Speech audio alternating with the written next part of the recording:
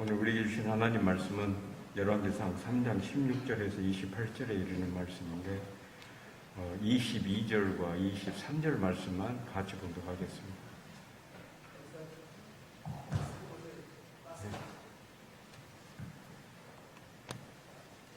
22절과 23절 말씀입니다. 우리 같이 봉독하겠습니다. 다른 여자는 이르되 아니라 산 것은 내 아들이요 죽은 것은 내 아들이라 하고, 이 여자는 이르되 아니라 죽은 것이 내 아들이요 산 것이 내 아들이라 하며 왕 앞에서 그와 같이 쟁론하는지라. 왕이 이르되 이 여자는 말하기를 산 것은 내 아들이요 죽은 것은 내 아들이라 하고, 저 여자는 말하기를 아니라 죽은 것이 내 아들이요 산 것이 내 아들이라 하는 것이라 하고. 아멘.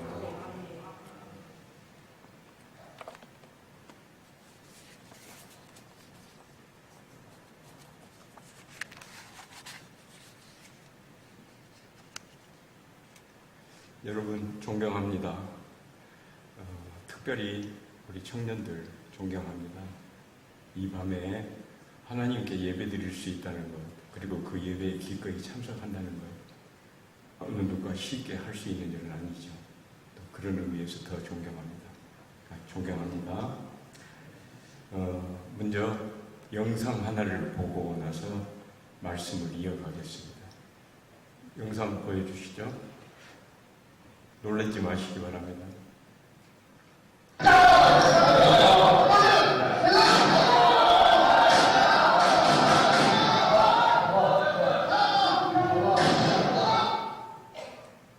예, 꺼주세요. 너무 놀라셨습니까? 이 사건이 일어난 정확한 장소 그리고 시간을 알 수 없지만 아프가니스탄에서 최근에 일어난 사건입니다. 너무나도 잔인한 장면이기 때문에 여러분과 함께 이 영상을 봐야 될까 말아야 될까를 많이 생각했는데 그래도 꼭 좀 보는 게 좋겠다 싶어서 보여드렸습니다. 총 40초 분량인데 이 사건 뒤에 이어지는 장면이 한 사람 한 사람 다 죽여놓고도 마지막 숨을 몰아쉬고 있는 그 사람들을 향해서 둘러싼 한 40여 명의 사람들이 총알을 수도 셀 수 없이 쏴버립니다. 쓰러졌는데 말이죠. 그래서 영상을 10초로 이렇게 제가 잘랐습니다. 홍 목사는 왜 이렇게 잔인하게 그지없고 천인공노할 이런 장면을 우리대로 보라고 하는 것인가? 그 이유는 이런 일들이 비단 아프가니스탄 그 가운데 있는 탈레반 IS에서만 일어나는 일이 아니라 과거 우리 역사 가운데서도 유순 항쟁, 제주 4.3 사건, 6.25 전쟁, 광주 5.18 민중항쟁 등과 같은 사건 속에서 실제로 일어났었던 일들이고, 만약에 우리나라에서 다시 전쟁이 일어난다면 북한 공산당들에 의해서 비일비재하게 일어날 수 있는 일이기 때문에 우리 모두가 각성하자고, 그리고 이런 끔찍한 일이 일어나는 근본적 원인은 무엇일까? 인간의 어떤 심정에서 이런 비극적인 일들이 자아내게 되는 것일까를 살펴보자는 뜻에서 굳이 이렇게 같이 보자고 했습니다. 이제 다른 영상 하나를 또 보실 것인데, 아프가니스탄 카불 공항 테러 사건으로 13명의 미군이 죽은 사실을 여러분 다 알고 계십니다. 그 13명의 유해가 그들의 조국 미국에 이제 도착했고, 바이든 미국 대통령 부부를 비롯해서 미국 최고위급 인사들이 유해를 맞이하는 장면입니다. 영상 한번 더 보십시다. 보여주십시오. From St. Charles, Missouri, was 20 years old. His father says this was something he always wanted to do, and he'd never seen a Marine Lance Corporal. Dylan Marola was on his first overseas deployment. A friend posting on a GoFundMe page that the 20-year-old from Rancho Cucamonga, California, always showed up with a smile and brought energy to everyone he was with.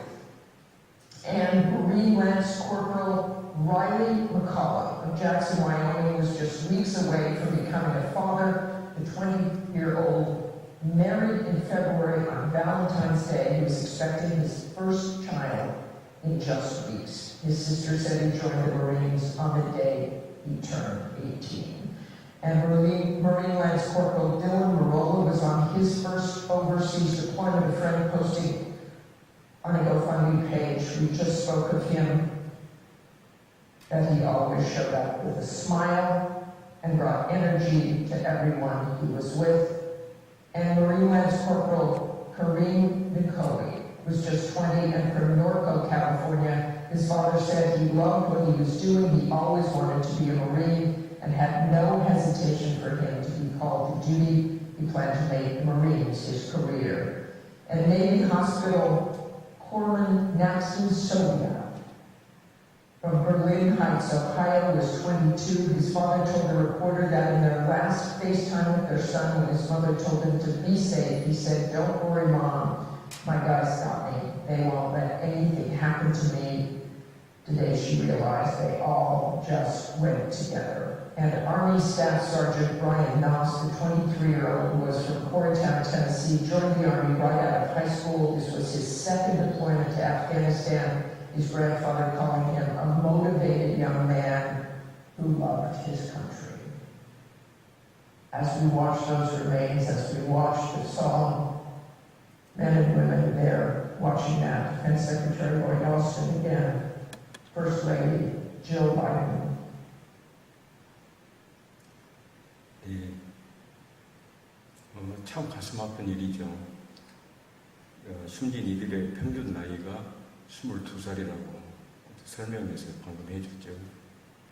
이 꽃다운 자식을 잃은 그들의 부모 그리고 형제들의 마음은 얼마나 상해 있을까.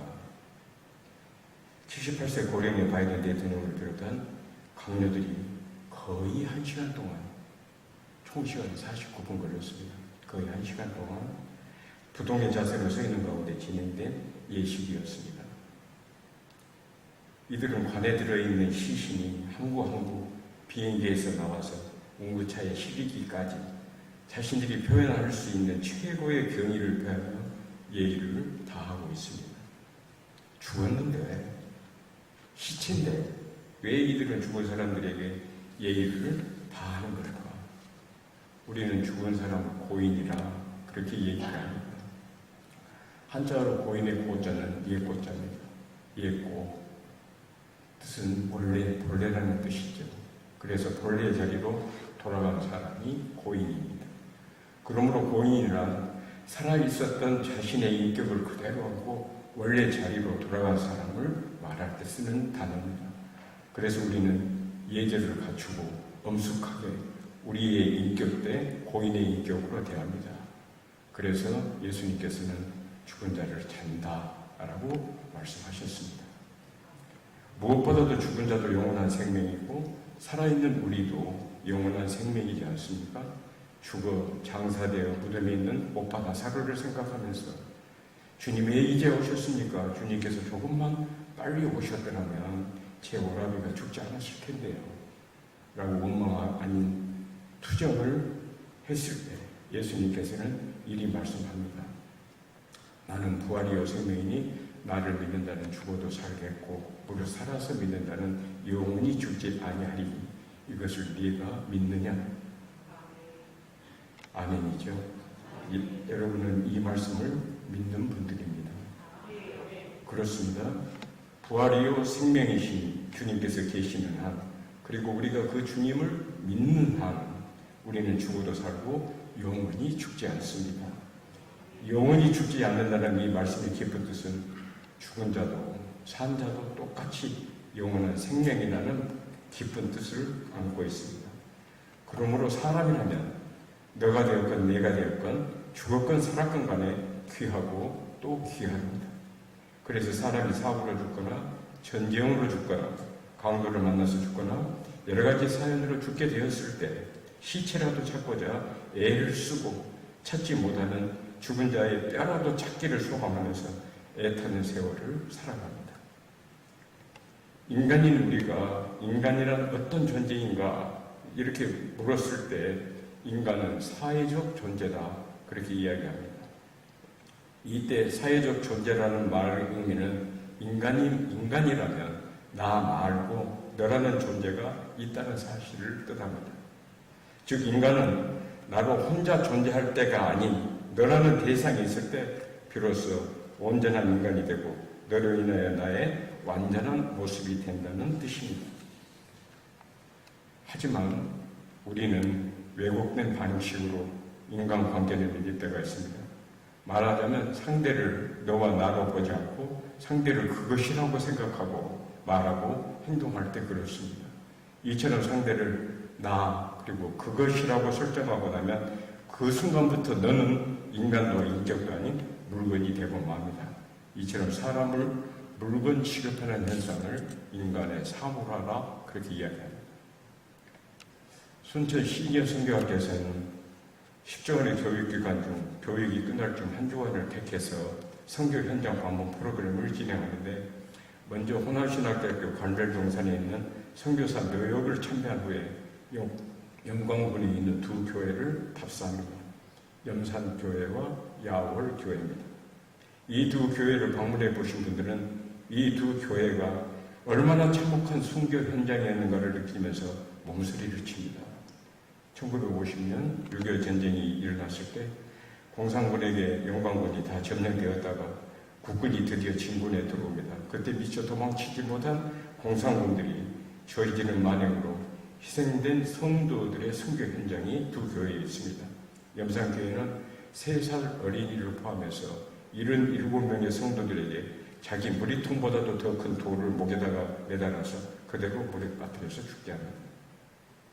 야월교회는 65명의 성도를 교회 안에 감금시켜놓고 불을 질러서 다 태워 죽여버립니다. 두 교회 다 세대 7대의 순교 현장이죠. 그리고 가장 잔인한 방법으로 살인이 저질러진 현장이기도 합니다. 어떻게 이런 일이 가능할까? 인간 혹은 인격의 사물화가 이루어졌기 때문입니다. 공산당들이 두 교회 성도들을 뭐라고 불렀을까요? 예수 믿는 분들을 그랬을까요? 예수 믿는 사람들을 그랬을까요? 평상시에 알고 지내던 사람들도 있었을 테니까 예수 믿는 누구누구 이렇게 얘기할 수 있었을까요? 아닙니다. 예수 믿는 것들, 예수 믿는 이것들, 예수 믿는 저것들, 사람을 이것저것 그것이라고 부르는 순간 인간의 사물화는 이루어지고 그 순간부터 사람은 물건이 되고 맙니다. 이처럼 인간이 하나의 물건으로 전락되는 그 순간 인격은 없고 하나의 물건이기 때문에 아무렇게나 취급되기 시작합니다. 다이너마이트로 바위를 깨뜨리는 것처럼 군중 속에다가 폭탄을 터뜨리기도 하고 물에 빠뜨려버리기도 하고 불에 태워버릴 수도 있고 칼로 난도질을 할 수도 있고 무자비하게 몽둥이 찜질을 할 수도 있을 뿐만 아니라 뼈가 으스러지도록 주먹질을 해도 되고 발로 짓이겨 버릴 수도 있고 영상에서 본 것처럼 아무렇지도 않게 총알을 상대방의 몸에 수도 없이 난사할 수도 있습니다. 사람이 아니라 물건이니까 그럴 수 있습니다. 그런데 저는 오늘 성경 본문 말씀을 쭉 읽다가 놀랍게도 두 여인이 다투면서 내뱉는 말 가운데 인간의 사물화가 이루어지고 있는 현상을 보고 깜짝 놀랐습니다. 그래서 말씀을 너무 원자적으로 해석하는 것이 아닌가라는 생각에도 불구하고 제목을 인간의 사물화라고 정했습니다. 여러분이 아시는 바와 같이 오늘 우리가 읽었던 성경 말씀의 이야기는 솔로몬 왕의 지혜에 관한 재미있는 일화 중 하나입니다. 제가 주일학교 다닐 때 저희 선생님께서 어찌나 실감나게 이야기를 해주셨던지 70년이 다 되어가는 지금도 그 장면이 생생하게 떠오릅니다. 선생님이 솔로몬 왕에 대해서 여봐라 냉큼 칼 가져놔라 이렇게 외치셨을 때 내 숨이 멎을 뻔했고 이야기를 듣는 내내 가슴이 콩당거렸습니다. 이렇게 정말 재미있었던 솔로몬 재판의 이야기는 나이를 먹어감에 따라서 세상과 나를 바라보는 눈을 확대시켜줍니다. 솔로몬의 지혜에 관한 이야기의 차원을 넘어서서 오늘을 사는 나 자신과 어둡고 잔인하고 무서운 사회의 현실을 비판적으로 반성해 볼 수 있는 대단히 교훈적인 이야기로 보게 하고 듣게 합니다. 이야기가 발달은 여러분이 아시는 것처럼 이렇습니다. 두 여인이 한 집에 함께 살면서 3일 차이를 두고 각각 계산하여서 아이를 낳았습니다. 그런데 한 여인이 아침에 일어나 보니까 그만 자기 아이가 죽어 있었습니다. 그걸 자세히 그런데 들여다보니까 자기 아이가 아니었습니다. 이 여인은 다른 여인이 그녀의 자식을 잘못하여서 죽게 하고는 자기 아이와 바꿔치기를 했다고 주장합니다. 그러자 다른 여인은 막무가내로 우리가 읽었던 22절, 23절에서 아니다, 산 것이 내 아이고 죽은 것은 내 아이다라고 우깁니다. 이렇게 되자 아이를 빼앗긴 여인까지도 아니다, 산 것은 내 아이고 죽은 것은 내 아이다라고 맞서서 싸움을 하기 시작합니다.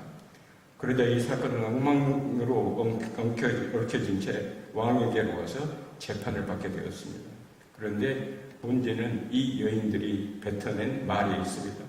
이들은 누가 참 내 자식인가 아닌가를 증거를 대면서 증명하려고 하지 않고 무조건 산 것은 내 자식이고 죽은 것은 내 자식이다, 네 자식이다 라고만 주장합니다. 이들의 주장을 보면 진짜 내 자식이냐 아니냐 하는 차원을 벗어나서 이야기가 단지 산 것이냐 아니면 죽은 것이냐 하는 것만을 따지고 있습니다. 이렇게 되고 보니 이미 여인들에게 있어서 이 아이는 존재가 문제가 아니라 소유할 물건이 되고 있습니다. 사람이 소유에 대한 관심으로만 시작되면 무섭도록 변할 수 있습니다. 바로 여기서 남은 것을 탈취하고 바꿔치기도 하고 속이기도 하고 때로는 모함도 하게 되고 심지어는 남의 목숨을 빼앗기도 합니다. 우리가 살아가는 이 사회는 발달된 물질 문명의 혜택으로 윤택하고도 풍요로운 생활을 누릴 수 있게 되었습니다. 필요에 따라 물건을 고르는데도 선택의 폭과 기회가 많아졌습니다. 이렇듯 물질이 풍성하니까 문화산업 그리고 여가 활동들은 한층 더 흥미롭고 다양한 생활 양식을 만들어 주었습니다. 하지만 이와 동시에 우리는 물질 문명에 의한 지배를 받게 됩니다. 상품들이 대량으로 생산돼서 나오니까 소비가 미덕인 사회로 변하는가 했더니 이 과정에서 물건이 지닌 위상도 덩달아 높아지게 됩니다. 다시 말하면 누가 어떤 물건을 소비하느냐, 무슨 물건을 가지고 있느냐에 따라서 그 사람의 가치와 사회적 위상이 판단되기 때문에 명품을 갖기 위해 강도질을 하는 사람들도 생겨나고 자본의 흐름에 따라서 갑과 을의 관계가 형성되기 때문에 갑이 되기 위해서 돈에 자기의 목숨을 거는 사람들이 부지기수로 늘어나고 있습니다. 그래서 삶의 자리에 갑질하는 사람들이 많아지고 어른을 닮아 청소년들의 꿈이 명품을 어떻게 가질까에 몰입되겠고 사회는 가진 자와 못 가진 자, 그 양쪽으로 나눠지는 양극화가 점점 심해지고 있습니다. 왜 이런 현상이 분리들이 일어날까? 이는 인격에 대한 경중이 자본의 양에 의해서 결정되고 인간관계는 사물관계를 기초로 하는 듯한 착각을 불러일으키기 때문입니다. 이러한 배경에서 사물들은 현대인들의 행동을 결정하는 높은 지위를 지닙니다. 다시 말해서 인간의 존재와 의미와 가치를 물질이 결정한다는 말입니다. 그래서 사물, 즉 물질을 신으로 여기는 물신화 현상을 더 굳어지게 하고 이 물신화 현상은 사람까지도 사물로 대하는 사물화 현상으로 이어지게 했습니다. 그래서 재산 때문에 부모나 형제 등 존속을 살해하는 무서운 일들이 가끔씩 우리 주변에서 일어나고 있습니다. 사람이 존재에 대한 관심을 벗어나서 소유에 대한 관심만을 갖게 될 때, 그리고 그 소유가 쓸모가 있느냐 없느냐의 유용성의 척도에서만 보게 되면 사람까지도 물건 취급을 하게 됩니다. 다시 말하면 나중에 어떻게 되든 당장 쓸모가 있느냐 없느냐가 더 중요합니다. 그래서 부모도 내다버리는 일들이 우리 주변에서 일어나고 있습니다. 여행용 캐리어 속에 9살 꼬마 아이를 종이 구기듯이 구겨 집어넣고 그 위에 올라가 가슴뼈가 으스러지도록 방방 뛰면서 죽게 한 계모를 여러분들은 뉴스를 통해서 들어보았을 겁니다. 만약에 캐리어에 들어있는 아이를 한순간만이라도 물건으로 생각하지 않고 사람으로 생각했다면, 그것도 연약한 어린 아이로 생각했다면 그렇게 방방 뛰어서 죽일 수 있었겠습니까? 인간의 사모라는 이렇게 몸서리치게 무서운 일을 부릅니다. 비단 오늘을 사는 우리들만이 유용성의 척도로만 사는 것이 아닙니다. 예수님 당시의 사람들은 어떠했습니까? 그들에게 오병 이어의 기적을 베풀고 죽은 자를 살려내고 갖가지 병을 고쳐주고 예루살렘으로 승리의 입성을 하실 때까지만 해도 호산나 다윗의 자손이여 외치니 앞을 또 따르던 그 수많은 무리들이 예수님을 어떻게 했습니까? 더 이상 기대할 것이 없는 예수, 더 이상 써먹을 가치가 없는 예수. 그래서 바라바와 예수 둘 중에 하나를 선택해서 자유케 하라는 빌라도의 제의에 바라바를 요구하고 예수님은 십자가에 못 박게 하는 엄청난 일을 행하고 말았지 않습니까? 여러분, 유용성의 원리는 본래 신뢰나 인격을 바탕으로 하지 않습니다. 오로지 써먹을 수 있느냐 써먹을 수 없느냐가 유일한 척도가 되어 있을 뿐입니다. 그런데 써먹는다는 것은 써먹을 때만 필요하지 써먹지 못할 때는 언제든지 냉정하게 배반해 버리게 된다는데 문제의 심각성이 있습니다. 이제 다시 본문의 이야기로 돌아가 보십시다. 싸우고 있는 이 두 여인, 진짜 엄마와 가짜 엄마의 싸움에서 살아있지만 사람이 아니라 하나의 물건으로 전락해 있는 한 아이의 운명의 측면에서 솔로몬 왕이 처방한 내용은 날카로운 칼을 가져와라. 그리고 사나이를 둘로 나누어서 반은 이에게 주고 반은 저에게 주어라는 것이었습니다. 돌연히 떨어진 솔로몬의 고령은 생명의 사무라에 대한 심판입니다.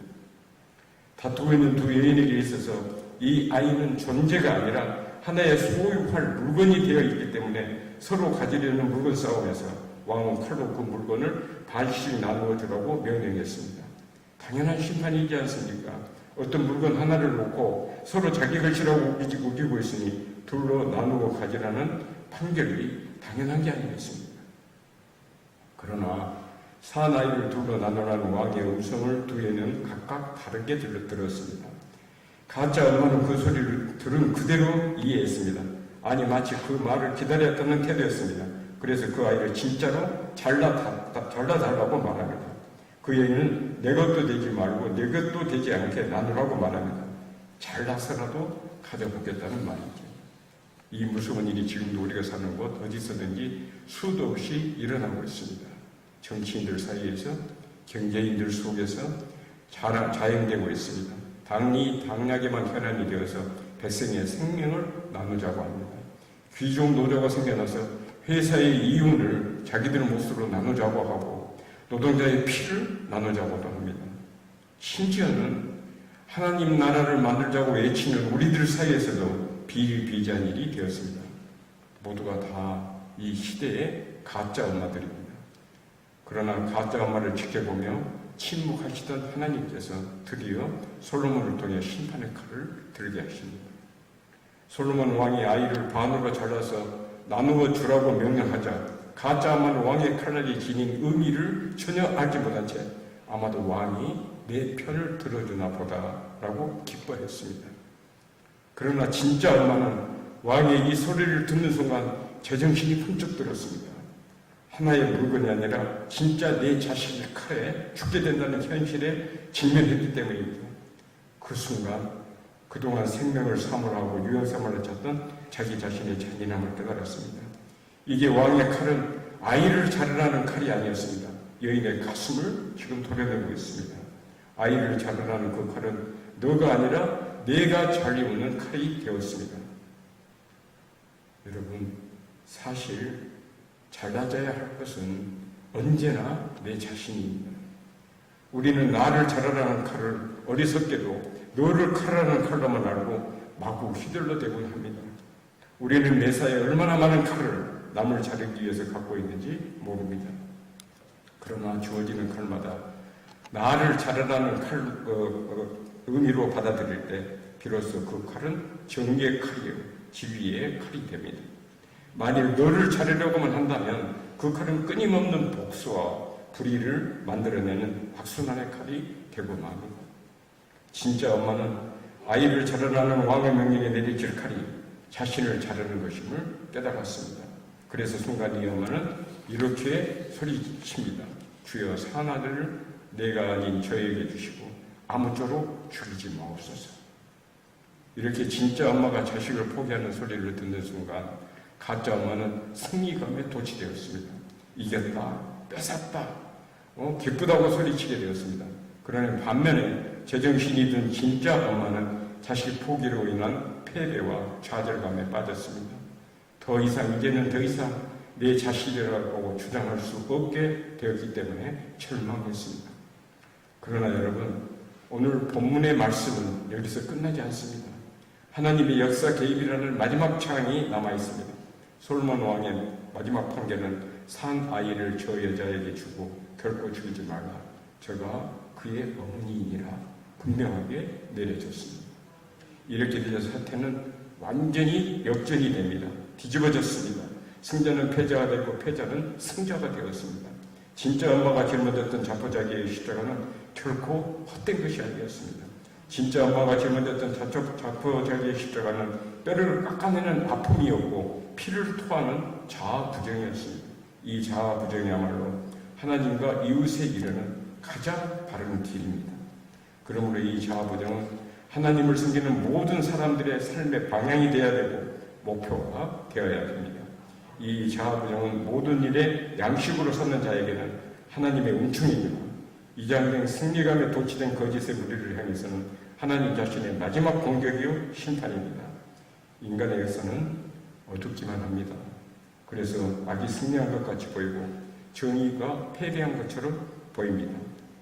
그러나 크리스천은 하나님의 역사 개입을 하는 마지막 장이 기다리고 있음을 알고 의의 최후 승리를 믿는 사람들입니다. 바로 우리가 말이죠. 그러므로 아무런 상황일수록 진리와 정의를 세우기 위해서라면 자아부정의 십자가의 고난을 기꺼이 견디어야 하는 과정이 절대로 필요합니다. 그래서 주님께서 일찍이 우리에게 누구든지 나를 따라오려거든 자기를 부인하고 자기 십자가를 지고 나를 따를 것이니라 이렇게 일러주셨습니다. 저나 여러분이나 이 말씀 위에 있는 사람들 아니겠습니까? 그러므로 예수님이 주셨던 십자가의 고난의 의미를 우리가 져야 할 자아부정의 십자가로 바꿔야 될 책임이 우리 모두에게 있습니다. 이 사명 감당하자고 오늘 밤도 여기에 모였지 않습니까? 코로나로 인해 날마다의 삶이 외줄타기 같습니다. 그런데 그 위에 불의와 불공정과 부정이 판을 치는 사회 현실이 겹쳐서 미래가 막막하고 사람까지도 자꾸만 사물화되어 가고 있는 현상이 우리를 두려움과 함께 슬픔을 토해내게 합니다. 그래서 가수 나훈아는 테스 형이라는 그의 노래에서 그저와 전 오늘이 고맙기는 하지만 죽어도 오고 마는 또 내일이 두렵다 이렇게 노래말을 읊었는지 모릅니다. 사랑하는 성도 여러분, 우리 모두는 코로나의 위기 속에 있지만 올해도 어김없이 민족의 대명절 추석을 맞이하고 있습니다. 예전처럼 일가친척 모두가 다 모이지는 않겠지만 이번 추석 명절에 만나지는 일가친척, 이웃 모두를 대할 때 쓸모가 있느냐 없느냐는 유용성의 척도로 보지 말고 그래서 사람을 자꾸만 사물화시키지 말고 아이를 반으로 나누어 서로 가지게 하라는 왕의 명령에 푸득 제정신이 들어서 자아부정의 십자가를 졌던 진짜 엄마, 이 진짜 엄마 같은 여러분들이 다 되시기를 축원합니다. 좋으신 아버지 하나님, 콘타가 어지러운 시대를 어디를 둘러봐도 정의는 없고 불의만이 판치는 것 같아 나는 맨날 강하고 얻어터지고 손해만 보는 그런 상황에 살고 있는 저희들에게 오늘도 귀한 말씀으로 이외해 주시고 붙잡아 주셔서 감사합니다. 우리는 모든 일의 모든 것의 마지막에는 반드시 하나님께서 직접 개입하셔서 의로운 심판을 내리신다는 사실을 믿는 자들이오니 그리고 기다리는 자들이오니 우리의 기다림과 믿음이 나약하고 연약해질 때마다 우리를 붙잡아 주시옵소서. 그래서 작은 것에서 큰 것까지 역전승을 거두고 감사가 커져가는 저희들 되게 하옵소서. 특별히 주성교회를 세우시고 우리를 유구한 역사 속에 아름다운 전통을 이어가게 하셨으니 바름으로 신실함으로 이 사명 감당하는 우리 되게 하옵소서. 주성교회를 축복하옵소서. 담임 목사님과 부교육자님과 장로님이야 전 교우들이 서로를 세워주고 이끌어주는 하늘길을 걷게 하옵소서. 특별히 코로나19 가운데 우리를 경건하게 붙들어 주시니 감사합니다. 코로나19가 더 이상 확산되지 않게 하시고 빠르게 종식되는 은혜를 덧입혀 주셔서 기쁨으로 모이게 하시고 아버지 하나님을 찬양하며 경배할 수 있는 예배를 회복시켜 주시옵소서. 이제는 우리 주 예수 그리스도의 흘러나오는 은혜와 우리 아버지 하나님의 만국하신 사랑과 성령님의 감화 감동 충만하시니 영원토록 함께해 주시기를 간절히 축원하옵나이다. 아멘.